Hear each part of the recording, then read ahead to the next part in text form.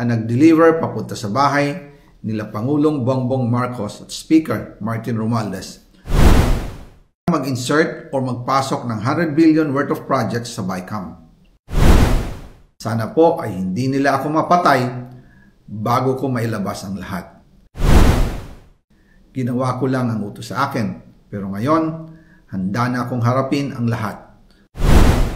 Ginagamit ng administrasyon ang buong resources ng bansa para tumahimik ako.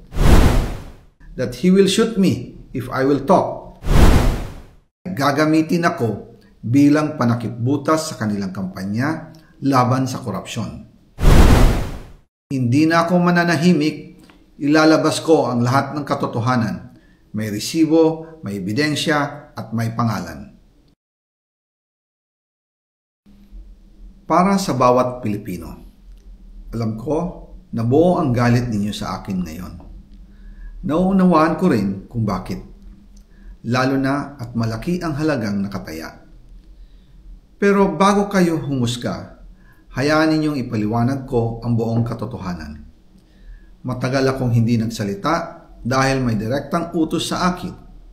Huwag nang bumalik ng Pilipinas at manahimik na lamang.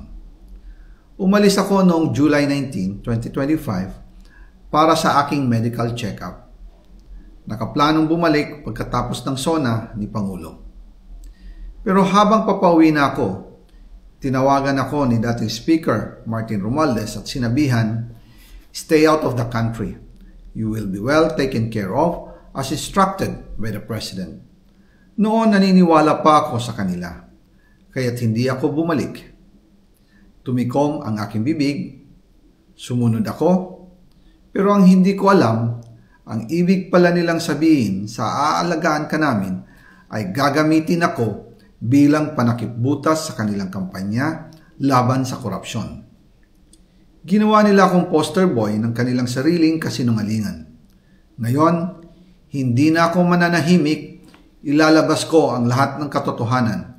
May resibo, may ebidensya, at may pangalan. Nagsimula ito nung tumawag si Sekmina Pangandaman sa akin nung nag-umpisa ang BICAM process last year, 2024. Ang sabi niya, katatapos lang ng meeting nila ni Pangulo at may instructions na mag-insert o magpasok ng 100 billion worth of projects sa BICAM. At sinabi pa ni Sekmina, you can confirm with Yusek Adrian Bersamin dahil magkasama sila sa meeting ni Pangulong BBM noong araw na yon. Tinawagan ko po agad si Yusek Adrian Bersamin at tinanong ko kung may instruction nga ba ang Pangulo na magpasok ng 100 billion during their meeting.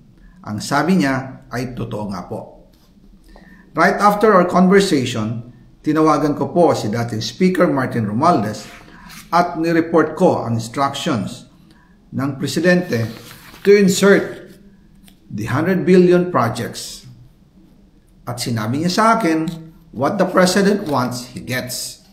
After ng ilang araw, nag-set po ng meeting si Sekmina Pangandaman at Yusek Adrian Bersamin sa amin ni dating Speaker Martin Romualdez sa Aguado Building in front of Gate 4 ng Malacanang at nandun din po si Yusek Jojo Cadiz. During the meeting, binigay po ni Yusek Adrian Bersamin ang listahan na worth 100 billion. Tinanong ko po si Yusek Adrian kung saan galing ang listahan. Ang sagot niya, galing kay PBBM mismo at binigay niya ito mula sa brown leather bag. Nung sinabi po ni Yusek Adrian Bersamin yung brown leather bag, naalala ko noong nasa Singapore kami right after the elections of May 2022 sa Hilton Hotel, kami ni dating Speaker Martin and PBBM habang pauwi at pabalik ng Pilipinas, hinabol ng PSG ang brown leather bag at ang sabi ni PBBM, maiwan na lahat, wag lang ang brown leather bag. Kaya naniwala ako na utos talaga ito ng Pangulo. Pagkatapos ng ilang araw, I informed sina dating Speaker Martin Romualdez, Sekmina Pangandaman, Yusek Adrian Bersamin, and Yusek Jojo Cadiz na kung pwede 50 billion lang ang ipasok sa program funds dahil so sobra ang DPWH funds versus sa DepEd. In practice, hindi pwede na mas malaki ang budget ng DPWH kaysa edukasyon. And yung balance na 50 billion, ilagay na lang sa unprogrammed funds for the 2025 budget dahil Office of the President din ang nagre-release ng lahat ng unprogrammed funds. Pagkatapos ng isang araw, tinawagan ako ni Sec Mina at sinabi ang mensahe ng Pangulo, ipasok ninyo yan dahil pinangako na sa akin ni Speaker Martin yan at hindi na pwedeng baguhin. Kumbaga, ang utos ng hari hindi pwedeng mabali. Again, I informed the Speaker and asked clearance about the instructions ng Pangulo. At ang sabi niya, wala tayong magagawa.